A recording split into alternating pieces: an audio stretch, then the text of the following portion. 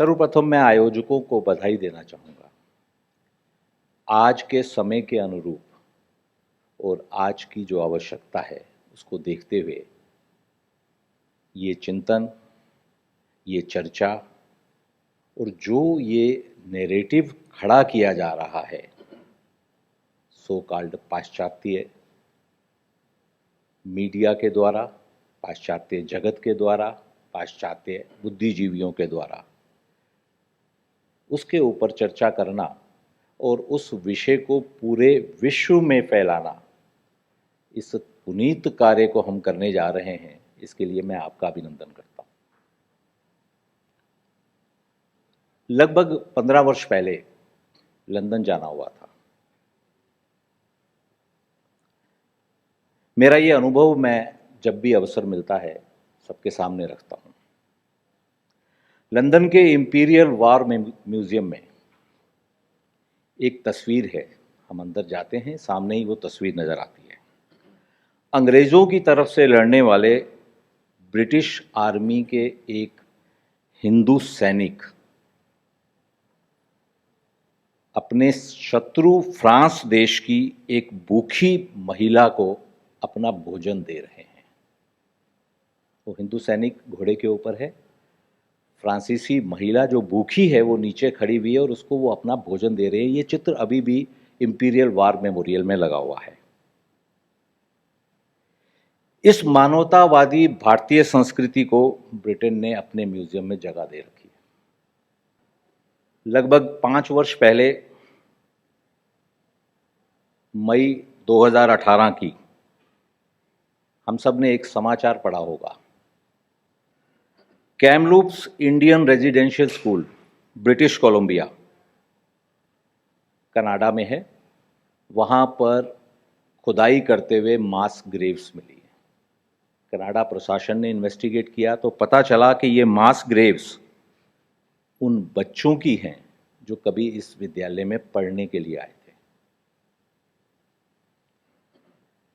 और इन्वेस्टिगेट किया गया, सभी ऐसे रेजिडेंशियल स्कूल्स जो पुराने थे, जो चर्च के द्वारा चलाए गए थे, उनको जब इन्वेस्टिगेट किया गया तो पता चला कि पिछले 100 वर्षों में हजारों बच्चों की मृत्यु या वो गुम हो गए हैं इन विद्यालयों में आने के बाद।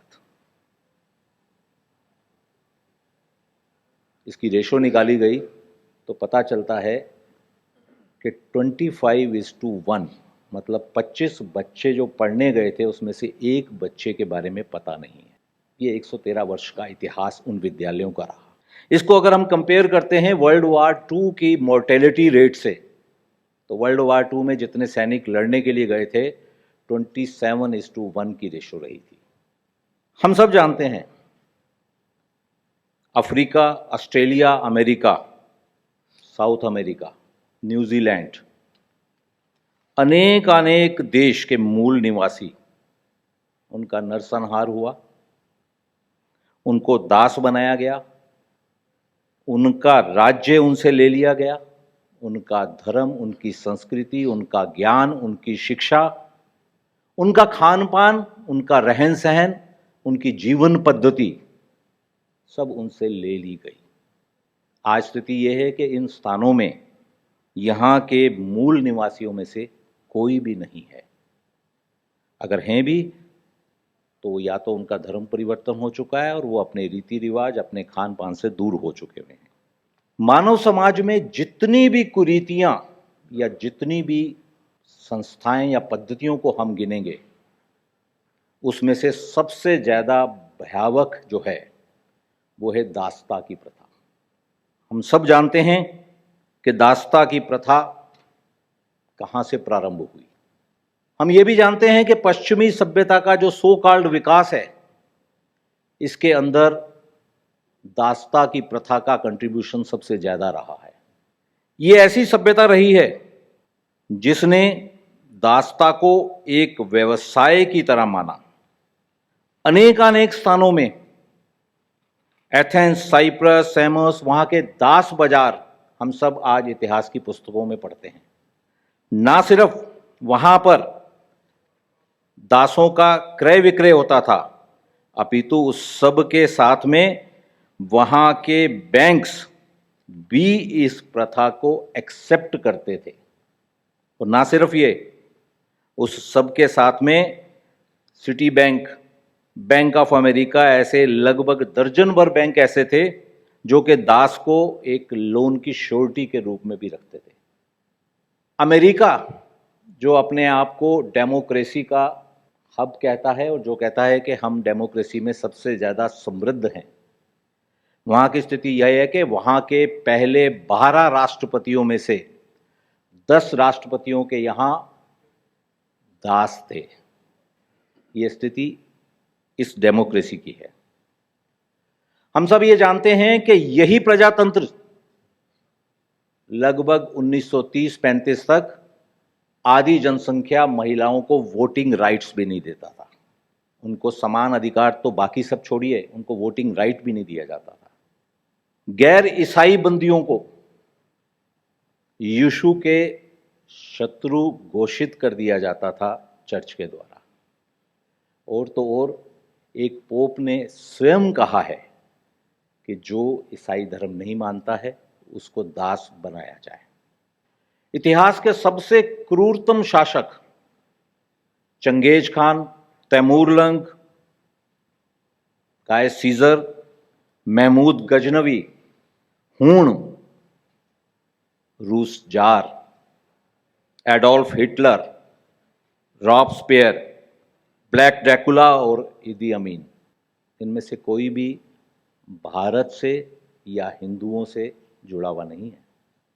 जिस भी जगह ये संस्कृतियां आई, उन्होंने वहां पर वहां के मूल निवासियों के रीति रिवाज, धर्म, शिक्षा को समाप्त किया।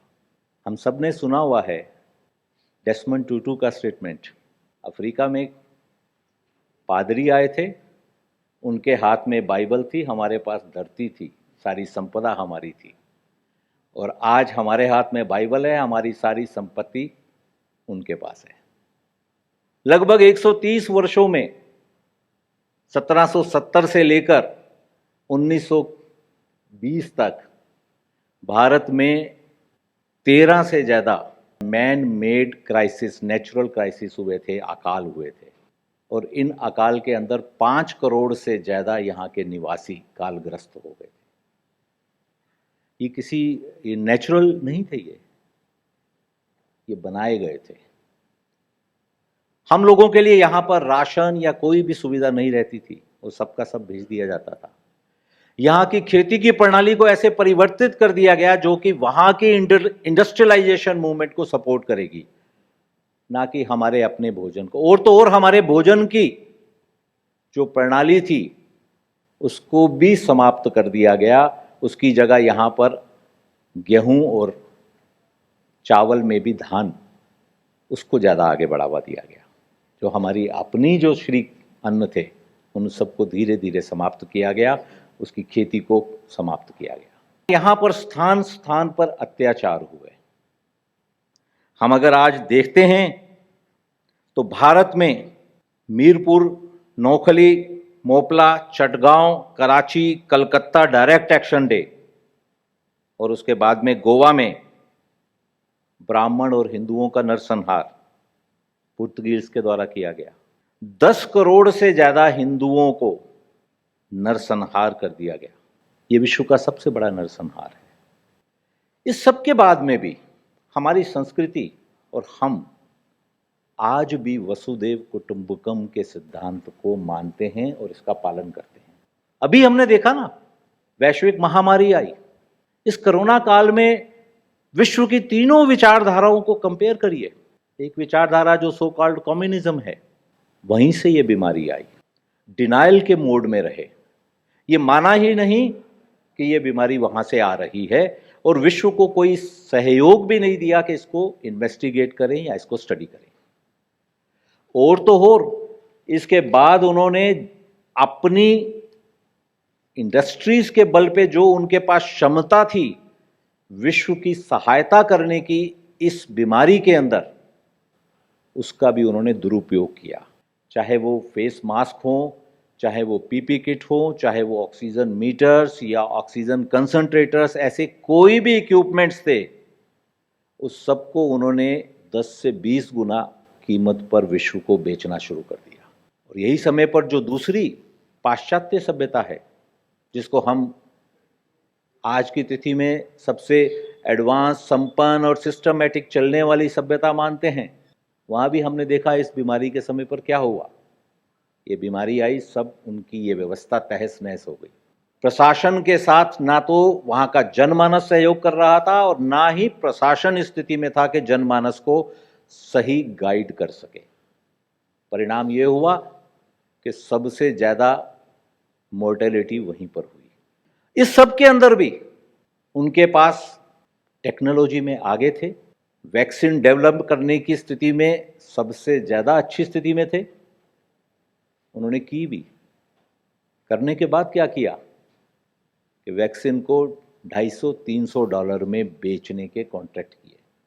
और वो कॉन्ट्रैक्ट गवर्नमेंट के साथ करते हुए किस तरीके से आज की सिचुएशन के अंदर भी एक्सप्लॉइट करना है, कंट्रीज को फोर्स किया गया कि आप एग्रीमेंट करेंगे कि अगर इस वैक्सीन का कोई साइड इफेक्ट आया तो हमारी कंपनी के ऊपर कोई डैमेजेस नहीं होंगी। और यही समय पर सनातन संस्कृति, हमारा राष्ट्र, हमारा धर्म, हमने पूरे विश्व के सामने उदाहरण प्रस्तुत किया। हमारे प्रशासन की जागरूकता थी कि उन्होंने पहले ही लॉकडाउन की तैयारी की, हमने उस तैयारी में साथ दिया। हम कहीं पर एजिटेशन में नहीं उतरे और ना सिर्फ घर में अनुशासन से बैठे, उस सब के साथ में अपने आसपास जिन लोगों को कुछ भी मुश्किल आई स्थिति के कारण, सहयोग देने के लिए बाहर निकले। हमारी स्वयंसेवी संस्थाएं, हमारी धार्मिक संस्थाएं, मंदिर, गुरुद्वारे, सभी स्थलों ने अपने द्वार खोल दिए। हमारे माइग्रेंट वर्कर्स को रहने की जगह चाहिए तो उनको स्थान मिला। उनको खाने के लिए स्थान स्थान पर सीता रसोइयां हम लोगों ने प्रारंभ की। हम बाहर नहीं निकल पा रहे थे तो अपने घर से ही अन्न बनाकर, खाना बनाकर हम बाहर देते थे। किसी को मुश्किल नहीं आए, इस चिंता में जुट गए। प्रशासन ने भी चिंता की। इंडस्ट्रियलिस्ट को बुलाया गया कि हमारे यहां पर फेस मास्क नहीं बन रहे हैं, पीपी किट नहीं बन रही है, हमारे पास व्यवस्था नहीं है। हमारे इंडस्ट्रियलिस्ट जागे, उन्होंने तैयारी की और स्थिति यह है कि एक समय पे भारत में एक भी मेडिकल मास्क नहीं बनता था, पीपी किट नहीं बनती थी। आज विश्व के सबसे बड़े प्रोड्यूसर हम बन चुके हैं। यही समय पर कहा गया कि वैक्सीन बनाई जाए। हम वैक्सीन डेवलप करने के कार्य में लग गए। हम इस वैक्सीन को सबसे पहले डेवलप कर पाए। सबसे ज्यादा सार्थक वैक्सीन हमारे यहां डेवलप हुई और डेवलप करने के बाद में हमने उसका कमर्शियल एक्सप्लॉयटेशन की तरफ नहीं देखा। प्रशासन ने चिंता की, 300 करोड़ से ज्यादा डोज भारतीयों को फ्री इस वैक्सीन की दी गई। और ना सिर्फ हमने अपनी चिंता की, विश्व के 70 देशों को वसुदेव कुटुंबकम का संदेश पहुंचाते हुए हमने फ्री वैक्सीन दी। हमारे प्रशासन ने चिंता की और विश्व का सबसे बड़ा फ्री ग्रेन देने का प्रोग्राम प्रारंभ किया। भारत की 70 करोड़ से ज्यादा जनता को फ्री अन्न दिया गया। आज तक विश्व में नहीं हुआ है ये, और अभी भी ये अन्न दिया जा रहा है। इस स्कीम को पीछे ही 6 महीने के लिए और बढ़ा दिया गया। आज भी हमने संदेश भेजा विश्व को और हमने कहा कि आप हमारी जो उस समय ऐप डेवलप की गई है, उस डेवलप को, अपनी ऐप को अपने हेल्थ प्रोग्राम में जोड़िए। और विश्व के 70 देशों को हमने अपनी ऐप कोविन उसको हमने ऑफर किया। टर्की, जिसने हमारा साथ यूनाइटेड नेशंस में नहीं दिया, हमारे विरोध में यूनाइटेड नेशंस में कश्मीर विषय हो या किसी भी विषय पर हो, उन्होंने बोला। पर जब वहां पर भूकंप आया, ऑपरेशन दोस्त सबसे पहले भारत ने। पड़ोस में श्रीलंका है, हम सब जानते हैं आज जिस स्थिति में है वहां की अर्थव्यवस्था, उसके लिए कौन उत्तरदायी है। पर हमने उसको इस मुश्किल के समय पर हमने साथ दिया।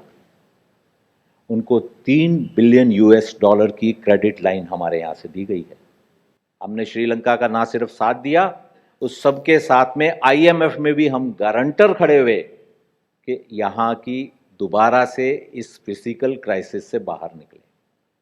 कभी भी इतिहास में ऐसा नहीं हुआ कि भारत में से किसी भी शासक ने, किसी भी राजा ने विश्व में कहीं पर भी जाकर आक्रमण करके लूटपाट की हो, बलात्कार किए हों या धर्मांतरण किया। हम तो, हमारा धर्म, हमारी संस्कृति सबका सर्वांगीण विकास हो, इसी तरफ कार्य करने के लिए ही बनी है, इसी तरफ कार्य करने की तरफ ही कार्य करती है। विश्व को स्वस्थ बने तो उसके लिए योग हमने दिया है। यहां पर प्रत्येक समय, प्रत्येक कार्य के लिए हमारा धर्म है और हमारे धर्म में दिए गए संस्कार। आज समय आ गया है कि ये जो हमारे खिलाफ नैरेटिव बनाया जा रहा है, जो ये बातें बताई जा रही हैं, इस विश्व को, इस सब को आवश्यकता है कि we should throw them the mirror.